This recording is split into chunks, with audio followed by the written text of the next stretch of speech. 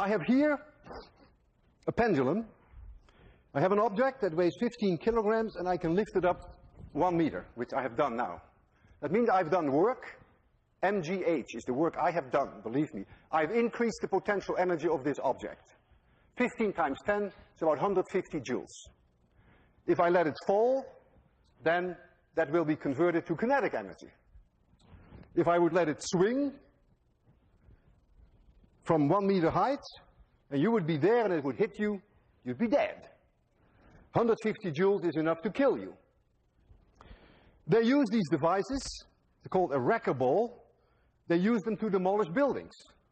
You lift up a very heavy object, even heavier than this, and then you let it go, you swing it, thereby converting gravitational potential energy into kinetic energy, and that way you can demolish a building. You just let it hit, and it breaks a building. And that's the whole idea of wrecking. So you are using then the conversion of gravitational potential energy to kinetic energy. Now, I am such a strong believer of the conservation of mechanical energy that I am willing to put my life on the line.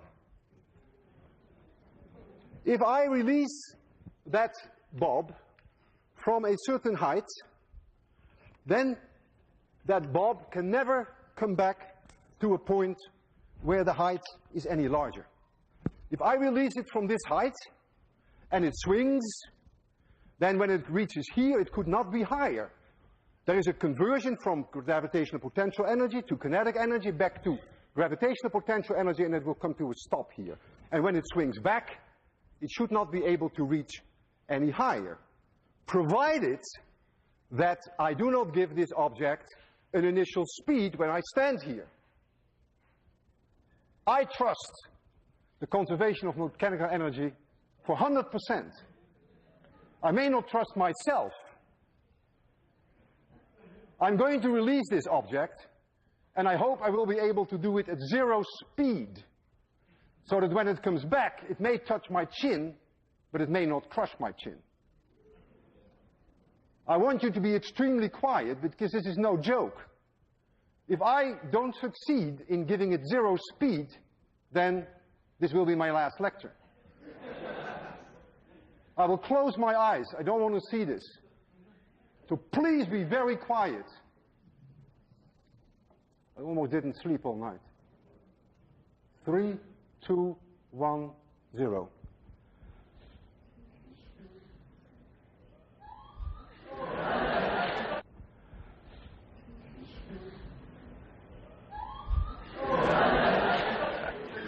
Physics works, and I'm still alive. Now, this was a great illustration by this physics teacher about really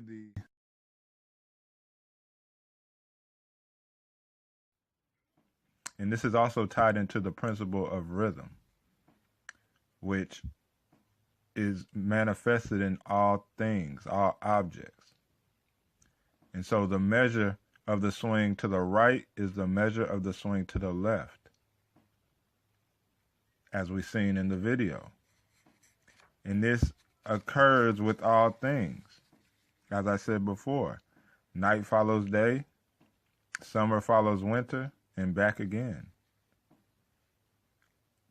Nations rise and they fall. And so this principle exists within all things, whether it be worlds, animals, plants, minerals, forces, energy, or even mind. It applies on all levels. And most cannot even understand how it applies to the mental plane. And so we will go into that. Even moods and feelings and emotions, many of us are controlled by these. And when we see how little mastery we have over these things. But with insight, with insight into how this law that this physicist explained in the video, how this law also applies to the mental plane, should give you great insight to rising above the plane, because there is you which exists above the plane. But as long as you and your awareness dwell below it, you will always be swung by the tides of emotions and moods and thoughts. But hopefully this insight will bring you to a place that is akin to rising above this law or this swing of the pendulum.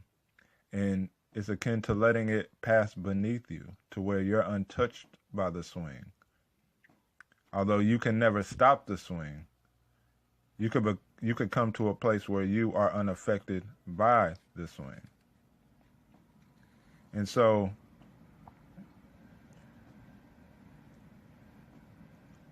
we notice in life that we can be extremely happy at one moment and then invariably followed by an opposite feeling of extreme depression. Or we can have extreme peace and then extreme anger in the next minute. Extreme courage and then extreme fear. And so with great insight, we can escape its effects, but the principle is always in operation.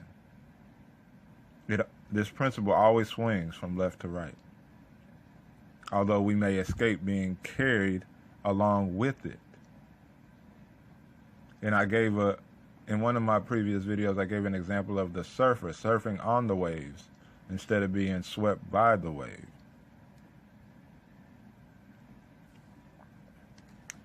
And so we see in the mental plane, there's always a coming and going of thoughts, always a coming and going of emotions, always a coming and going of manifested things. As a matter of fact, in the book of Ecclesiastes in the Bible, the wise Solomon says in chapter 1, about verse 3, he says, "What profit hath a man of all his labor which he taketh under the sun?" He says, "One generation passeth away, and another generation cometh, but the earth abideth forever. The sun also rises and the sun goes down, and hastens to its place where it rose," meaning it comes back again. "The wind goeth toward the south, and turneth about and go toward the north. It whirleth about continually, and when the wind returneth again according to its circuits or cycles. All the rivers run into the sea, yet the sea is not full, unto the place from whence the rivers come. Thither they return again." All things come and go. All things rise and fall. There is nothing that is permanent in existence, meaning that are objects. There's nothing permanent objectively. And so in the video, this physicist tells us about, he tells us that if he holds this ball up a certain height, it will swing the opposite direction to the same height. Now, mentally, we are attached to many things in life. We cling to many objects.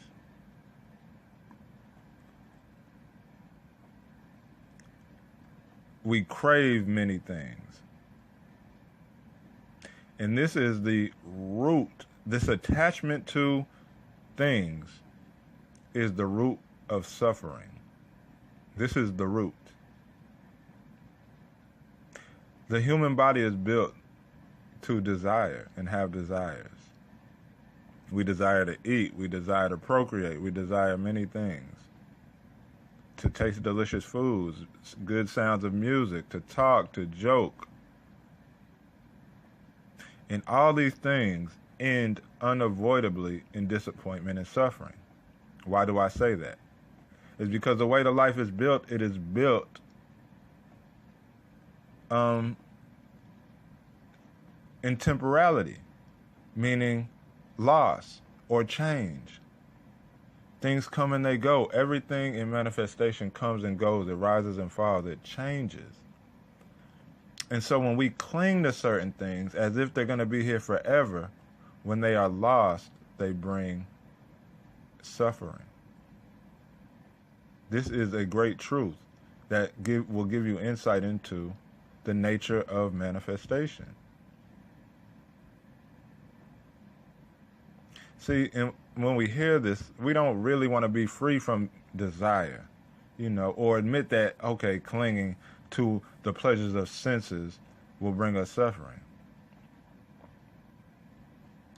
But we must remember that, like all other feelings, pleasure is impermanent. So when we wish to keep any person, place, or possession or experience with us forever, it is hopeless. And when we think we're going to keep it, because we don't think, we just get so attached to this thing, person, place, or thing, that we don't even think that it's going to come to an end. And when it does, it brings us suffering. So let me get back to what the brother was explaining through the physics of the crane. When he held the ball up to a certain point, the swing of the ball went to the opposite end to the same point. And this is how we are mentally, and this is why we suffer. We cling to things, whether it be children, whether it be race, whether it be family, whether it be objects, whether it be sensations.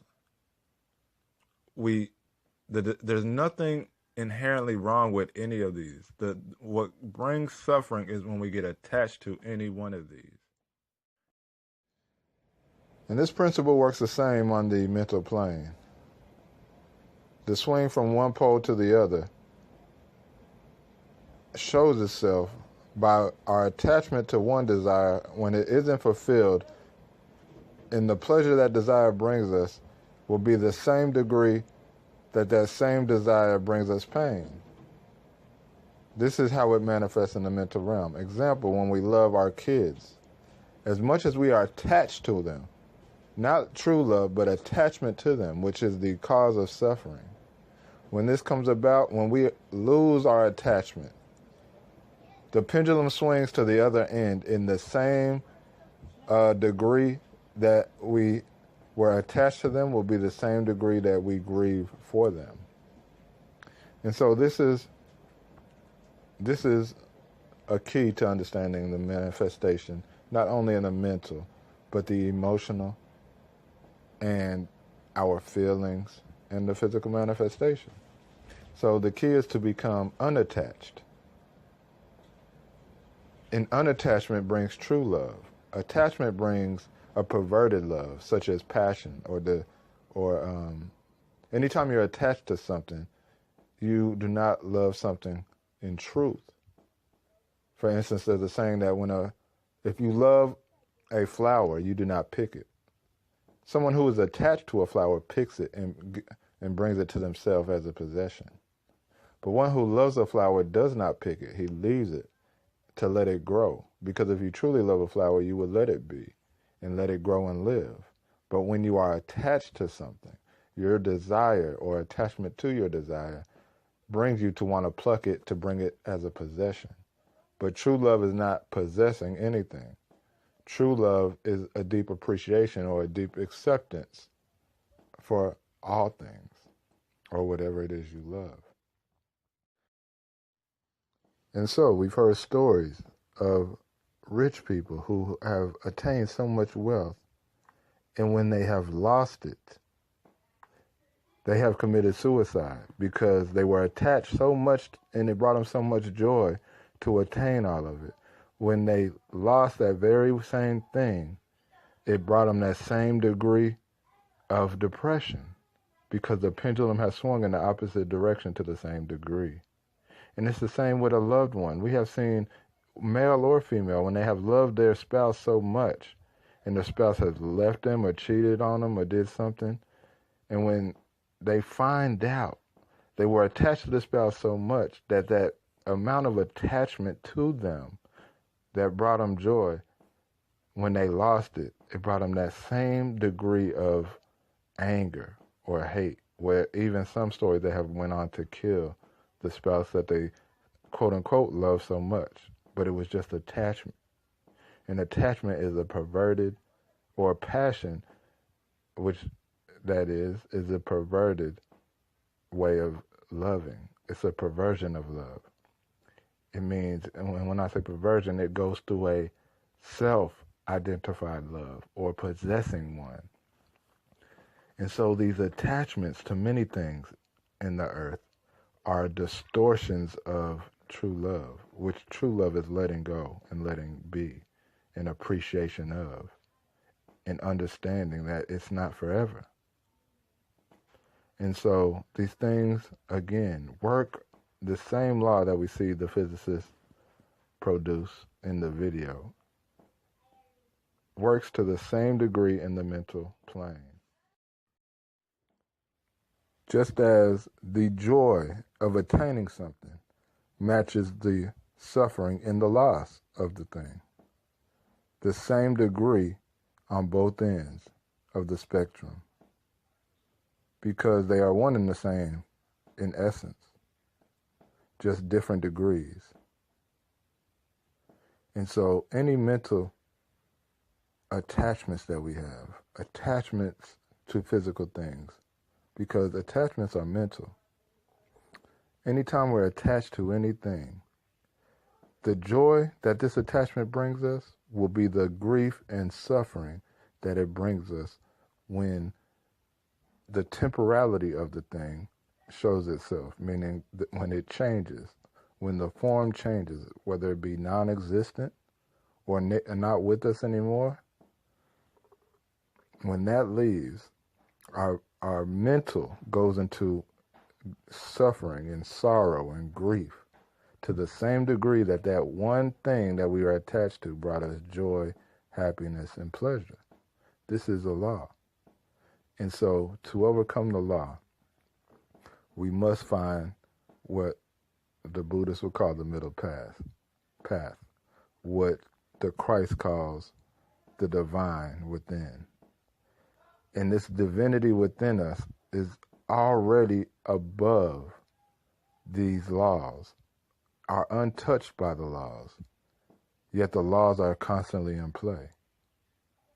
And so those who are considered masters, whether they be Christ or prophets or saints or sages, they exist in a realm or plane above the law. And so they are able to master the law when others are controlled by the law. They are not controlled by it. And this is a law innate in manifestation. And so it's okay to let the law and observe the law from above it, letting it pass beneath you, if you could reach to that or attain to that. This is why great men such as the Christ has said, lose yourself.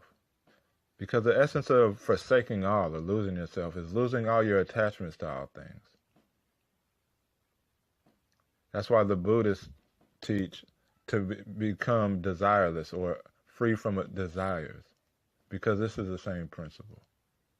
And in other schools, they tell you to know yourself, because once you know yourself, you find that what you are, is above this law of compensation. And so it no longer has a hold on you. And so I just wanted to give this insight into this law, because I saw this video and I thought I could use it to apply it to the mental realm. And so with that, I'll say peace.